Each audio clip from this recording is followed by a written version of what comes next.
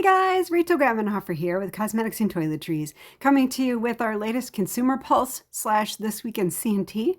I don't know what you think of these combo videos, but I thought I'd keep doing them. I've gotten a little bit of positive feedback, so let me know. So number one this week, we have watery lip gloss. This is something that Exploding Topics identified as something up and coming. In the past 2 years, it has grown 5,500% in the searches. And as you can see, I don't know if you can tell here, watery lip gloss is described as a lightweight, hydrating lip product for a glossy, translucent finish. So with a non-sticky feel. So that is my first observation this week. Second up from Exploding Topics as well, customizable LED mask. This is interesting. This is up more than 99,000% increase in searches. It says that this is a mask that you wear with the different lighting on it, but it does things like animations and patterns and that. So I guess, customizable is moving into the LED mask realm. So that is that. Next up, looking at, this is Google Trends searches in the past 7 days, skincare and worldwide. So some of the trends I'm seeing here, Active Naturals skincare brand is up more than 2,000% in the searches. And then this Haven Low, I'm going to say it, skincare packaging and Haven Low skincare are both up. One is 2,200%, the other is 170%. So I looked up these two trends just to sort of see what they might be. This Active Naturals, I couldn't find it on the Aveeno website, but I found it on this other Ability One website. It's actually on like Walmart and Target and other stores too. But it's this Aveeno Active Naturals branded products, which, we kind of know them for their oat. But this is a clinical treatment, clinically proven anyways, to relieve dry skin. So for whatever reason, that is trending. And then the second one, this Haven Low skincare packaging. This is sort of interesting. First of all, I Googled who this person is. So this is an influencer that is on YouTube, and some of you might know this person, but I don't. But they are starting their own skincare brand, as many influencers do. But looking at this packaging, this is the only image I could find of it because it's launching soon, I guess, and they're trying to like drum up all this buzz.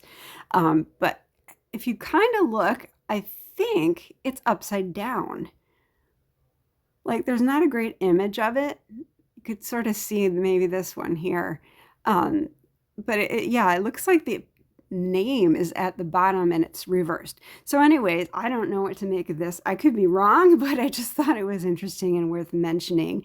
There is a PR that went with this Haven Skincare LLC to launch the skincare brand Haven with focus on clean ingredients. So this looks different. I don't know if that's the same person here.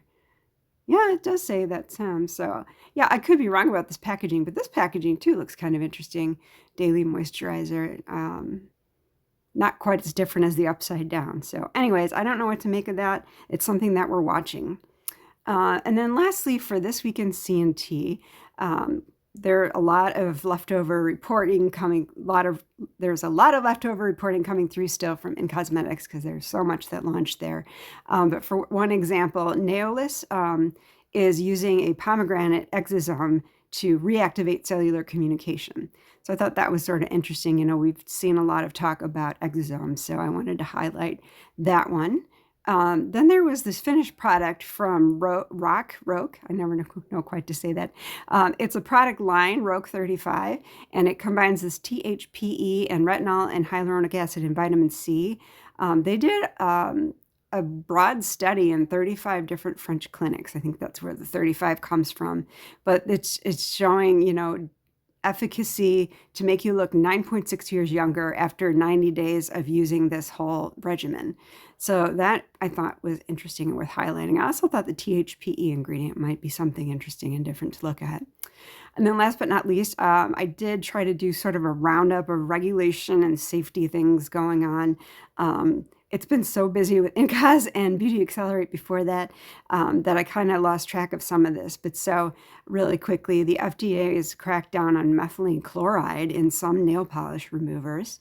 Also, There's a lot of talk, especially in France recently, they banned PFAS in cosmetics. I know that there's a lot of talk about that in Europe, and I think there's discussion of that by state here in the US. Recall alerts on a couple of contaminated products. These are both FDA alerts. One is a product that had this bacteria associated with severe infections. And then this tattoo ink, which I know is not topical, but I thought because it's color, I might mention it. And then a quick update on the J&J legal talc lawsuit.